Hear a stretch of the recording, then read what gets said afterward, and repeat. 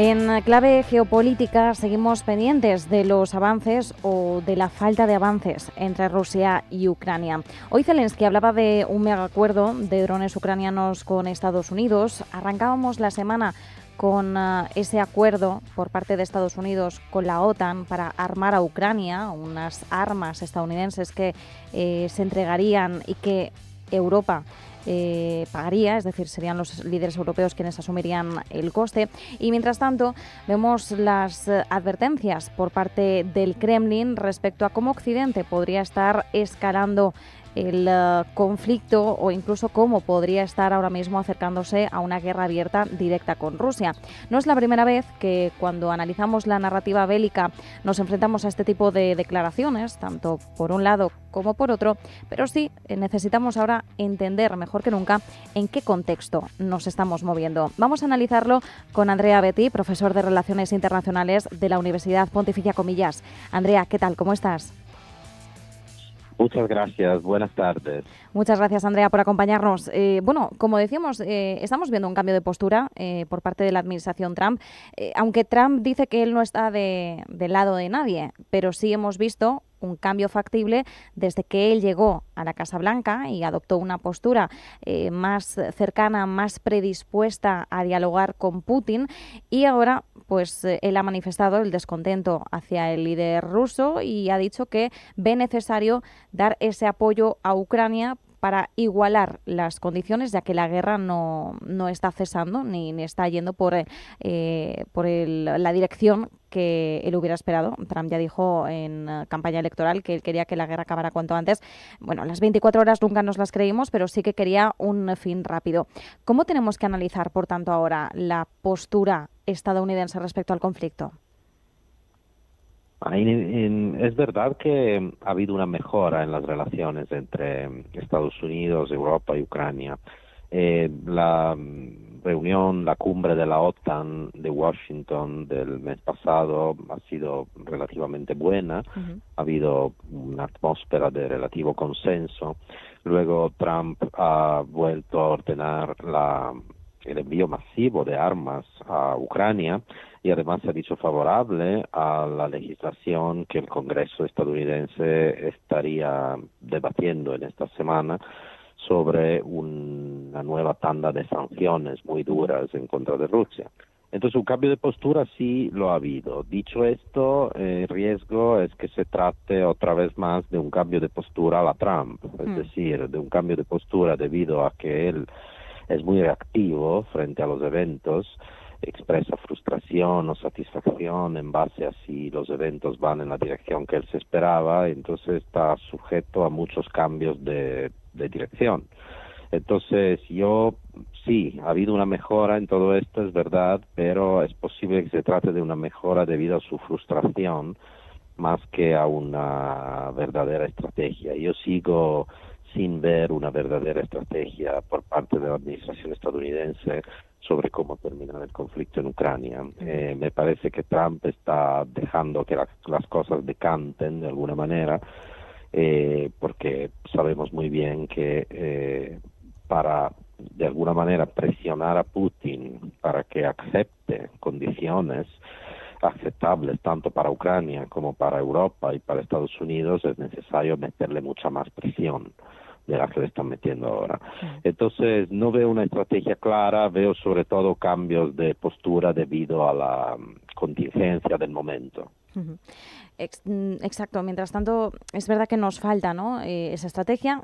Hay que decir, hablamos también con la información que tenemos. Si existiera una estrategia por parte de la administración Trump, en estos momentos somos incapaces de adelantarnos a cuáles serían los próximos pasos, porque hay una falta de información muy clara y porque además, y esto lo vemos, es palpable, y además ahora lo comentabas, Andrea, hemos visto muchos bandazos que pueden responder perfectamente a la propia personalidad de Donald Trump, a estos cambios bruscos. Es una persona muy reactiva, a veces le puede esa impulsividad en cada uno de los hechos, y esto es lo que genera estos cambios de dirección. Problema, pues que eso muchas veces repercute en una mayor incertidumbre más que en una claridad o en una tranquilidad de que se están quizás reencauzando las direcciones. Bueno, Cada perspectiva, además, también va a ser variable en función del bando en el que estemos hablando. Mientras tanto, de cara a unas próximas conversaciones, que sería lo más esperable en un entorno lineal, vamos a manejarlo con esos términos, lo más esperable sería unas nuevas reuniones, unas nuevas conversaciones de la línea en las que ya se han producido en Estambul. Hubo 2 rondas entre las delegaciones rusa y ucraniana, y Rusia ha insistido en que quiere una tercera ronda de negociaciones, conversaciones iniciales, y dice que está a la espera de que Ucrania ponga fecha para ese nuevo encuentro en Estambul. Claro, nos preguntamos, ¿de qué serviría? ¿Cuál sería la finalidad de esta ronda de conversaciones? Muchos expertos, cuando pregunto, dicen que la finalidad por parte de Rusia es ganar tiempo. ¿Realmente no hay esperanza para otra cosa más allá de estirar el chicle del conflicto? ¿No hay una posibilidad real de que se hablen de los verdaderos escollos que están bloqueando esta situación? En este momento no lo veo fácil sin una presión y una estrategia más clara por parte de Estados Unidos y de sus aliados. Porque no olvidemos que sí es verdad que la postura de Estados Unidos está siendo bastante ambivalente y cambiante dependiendo del momento. Los europeos tampoco están demostrando la rapidez y la eficacia que se esperaba. Es decir, es verdad que tienen muy buenas intenciones y han tomado pasos muy importantes en la dirección de invertir más en defensa. Sin embargo, hemos visto ayer con la presentación de la propuesta de presupuesto multianual por parte de la presidenta de la Comisión Europea, ya ha habido muchas críticas, ya se vislumbra que va a ser un proceso de negociación muy largo, que va a involucrar a 27 gobiernos distintos. Entonces, la falta de estrategia de la que hablaba antes tiene que ver con Estados Unidos principalmente, pero sobre todo con los aliados europeos. Entonces, si para volver a tu segunda pregunta, ¿qué podríamos esperar de estas negociaciones? Hasta que no haya una voluntad y una mayor determinación por parte de Occidente de poner presión a Rusia a través de los instrumentos de lo que se ha hablado mucho en estos últimos meses, desde sanciones hasta uso de fondos en bancos europeos, fondos rusos en bancos europeos, muchas posibilidades. Hasta que no ocurra eso, Putin no va a tener interés en terminar el conflicto o en lograr un acuerdo de paz. El tiempo está de su lado porque tiene fuerzas superiores. Es verdad que la guerra le está costando mucho, pero al mismo tiempo le está viniendo bien a la economía desde el punto de vista del empleo y de la producción industrial. Entonces, no digo que la guerra no le está yendo bien, no está avanzando de manera significativa, pero tampoco lo necesita. O sea, con tener una situación, un foco de inestabilidad tan fuerte en las fronteras con la Unión Europea ya tiene suficiente. Entonces, la única manera para que pueda acceder a negociaciones de verdad, no simplemente conversaciones como ha habido hasta ahora, la única manera es que la guerra empiece a salirle más cara.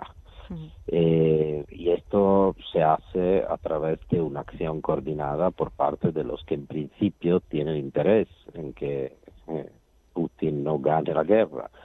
Pero, repito, hay muchos problemas, desde falta de voluntad, ambivalencia y falta de recursos también. Sin embargo, esta nueva alianza, esta promesa de Donald Trump de armar a Ucrania, de suministrar armamento que financia Europa mediante la OTAN, ¿eso podría formar parte de una estrategia de presión a Rusia para empujarla a negociar, dado el descontento que en varias ocasiones públicamente ha expresado Donald Trump? Podría serlo, sí, podría ser, siempre puede ser, pero de momento no parece una acción muy determinada.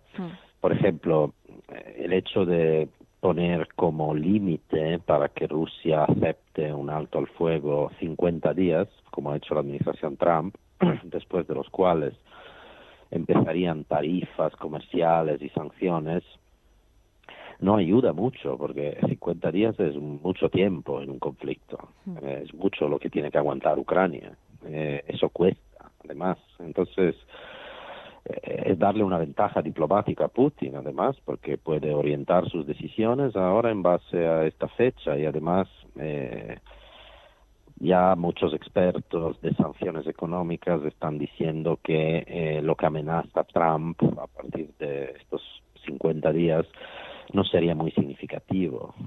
Serían sanciones económicas que ya hemos visto que funcionan no muy bien, porque claro, se pueden legislar, se pueden hacer operativas, pero luego hay que implementarlas y eso no es fácil. Entonces,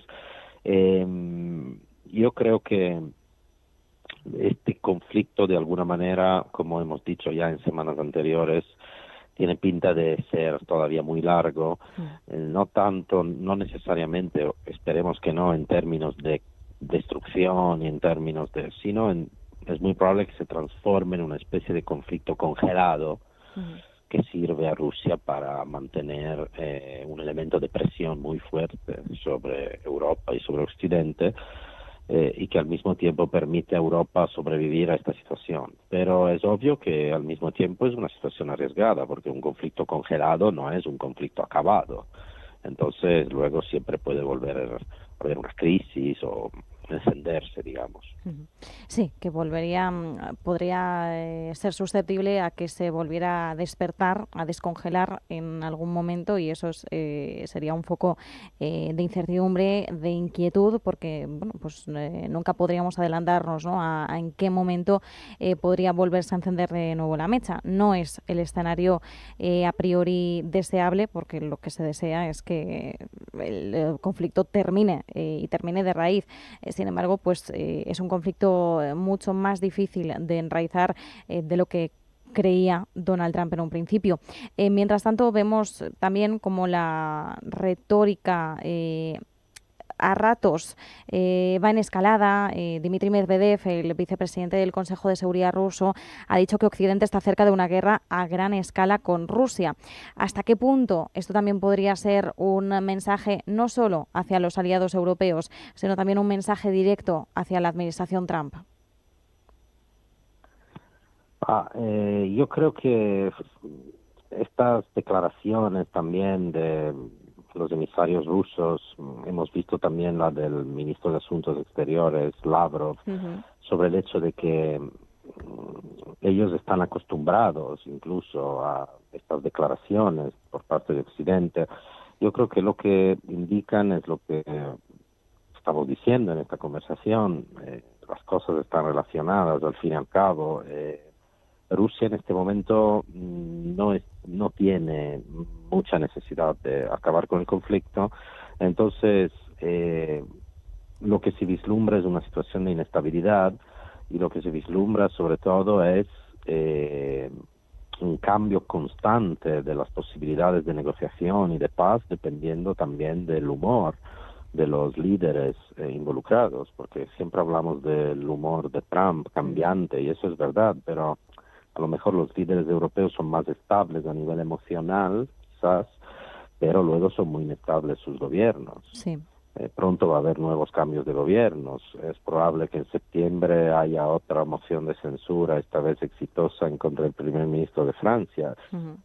Es decir, no veo mucha preparación, digamos, en una situación tan delicada.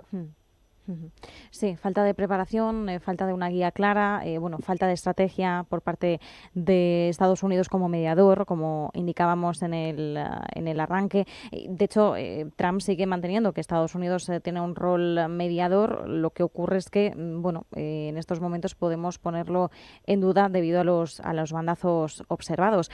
Por otro lado, Andrea, sí que es cierto que estamos viendo cambios en el gobierno ucraniano. Sabemos que Shmyhal se ha convertido en el nuevo ministro de Defensa. ¿Esto supone un cambio relevante? ¿Es una reorganización lógica por parte de Ucrania, teniendo en cuenta pues el contexto de actual guerra? ¿Puede suponer algún tipo de cambio respecto a la dinámica, los propósitos, estrategias, posibles bazas negociadoras? ¿Cómo debemos tomarnos este nuevo nombramiento? Es posible que pueda significar un cambio estratégico. Sin embargo, sobre esto no creo que sea posible ahora encontrar información, porque si hay un cambio estratégico, obviamente de momento Ucrania tendrá interés en mantenerlo confidencial. Serán cosas decisiones que se están gestando. Lo que yo sí puedo decir es sobre el proceso político que podría desencadenarse en Ucrania. Asumimos que Ucrania es Zelensky y que con Zelensky al mando, digamos, Ucrania va a seguir en su esfuerzo, digamos, en esta situación. Sin embargo, la situación también política interna de Ucrania no será siempre estable. Hay, por ejemplo, demandas para que se organicen elecciones, aunque es objetivamente muy difícil organizar elecciones en estas condiciones.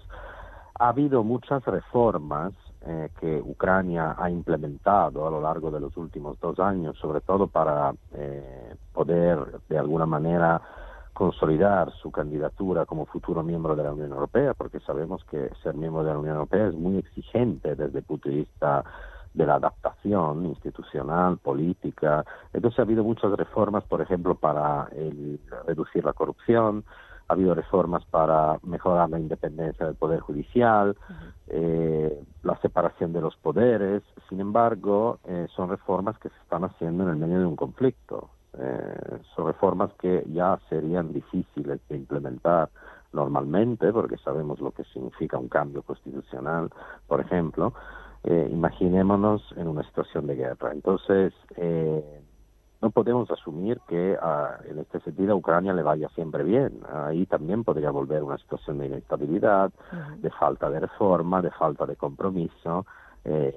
Podrían volver a tener fuerzas mucho más nacionalistas, ¿no? Entonces, ahí también tenemos que tener mucho cuidado, y según las informaciones que llegan, por ejemplo, le podría pasar mucha factura a Ucrania y a su proceso de reforma política interna el hecho de que Trump haya reducido muchísimo la ayuda civil, porque hemos hablado de la ayuda militar que ha vuelto digamos que se ha retomado, pero no olvidemos que Trump ha prácticamente eliminado la agencia, la USAID, ¿no? Que es, hasta la fecha era el principal donante mundial, responsable de programas importantísimos en todo el mundo de empoderamiento de la sociedad civil, de reforma política, prestando dinero y ayuda, ¿no?, técnica, asesoría para llevar a cabo cosas y reformas muy importantes, ¿no?, desde el punto de vista de la sanidad, de muchas cosas.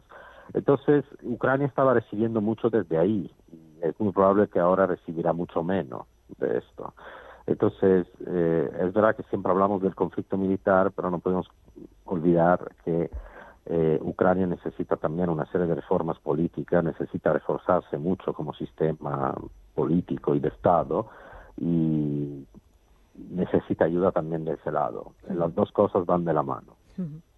Bueno, pues vamos a estar muy pendientes, porque efectivamente si hubiera una estrategia detrás de este nombramiento y también una posible reorganización gubernamental, entendemos que por motivos lógicos de contexto de guerra, no conoceremos los detalles, o al menos si los apreciamos va a ser de una forma muy lenta, muy progresiva, pero sí efectivamente hay una demanda cada vez mayor, por ejemplo, por la celebración de elecciones.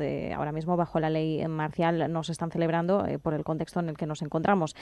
Por último, Andrea, quería preguntarte por la invitación de Putin hacia Kim Jong-un. Ha extendido una invitación al líder norcoreano para que visite Rusia, visita oficial de Estado, y aunque todavía no conocemos muchos más detalles ni tampoco sabemos cuál sería el día elegido, sí que es verdad que llega en un momento en el que estamos viendo cómo las relaciones entre ambos países se sigue fortaleciendo. Además, en los últimos días hemos visto declaraciones de uno y otro, sobre todo de apoyo. Rusia mostrando apoyo al programa nuclear de Corea del Norte, Corea del Norte ofreciendo un apoyo total a Rusia en sus intereses en Ucrania. ¿Qué podríamos esperar de esta visita de Estado respecto a las relaciones entre ambos países, entre ambos líderes, respecto a los temas abordados e incluso respecto a alianzas a futuro, geopolíticas y también económicas? La alianza entre Rusia y Corea del Norte es una realidad hoy en día, desde hace ya algún tiempo. y se ha consolidado muchísimo en los últimos meses. Y digamos que el momento máximo de colaboración entre los dos países ha sido el envío de tropas norcoreanas a Ucrania para combatir codo a codo con las tropas rusas. Entonces es un proceso que el líder de Corea del Norte ha ido elaborando a lo largo de mucho tiempo, porque Corea del Norte es un país que busca constantemente, digamos que se pone del lado de las potencias antioccidentales, pero al mismo tiempo es un país no muy grande, es una potencia media, podríamos decir, desde el punto de vista militar, entonces necesita constantemente de alguna manera encontrar un equilibrio, un balanceo entre dos superpotencias como China y Rusia. Entonces, esta alianza con Rusia le está veniendo muy bien porque le permite adquirir independencia de China, independencia diplomática, energética, militar, y por eso China está un poco preocupada hoy en día de estos movimientos. Y al mismo tiempo, Rusia le puede dar mucho a Corea del Norte en términos de exportaciones de alimentos, y sobre todo de material relacionado con la defensa y también de material necesario para enriquecer uranio. No olvidemos que Corea del Norte es una potencia nuclear.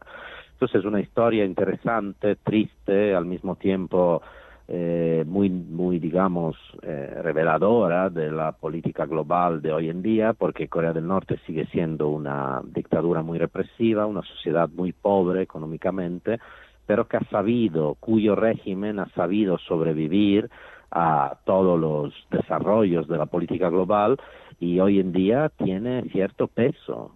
Su régimen es mucho más estable que antes, mucho más estable, sigue desarrollando armas nucleares, entonces no es un actor importante obviamente desde el punto de vista económico, pero lo es desde el punto de vista estratégico debido a su arsenal nuclear y debido a que ha sabido jugar con relativa habilidad sus alianzas.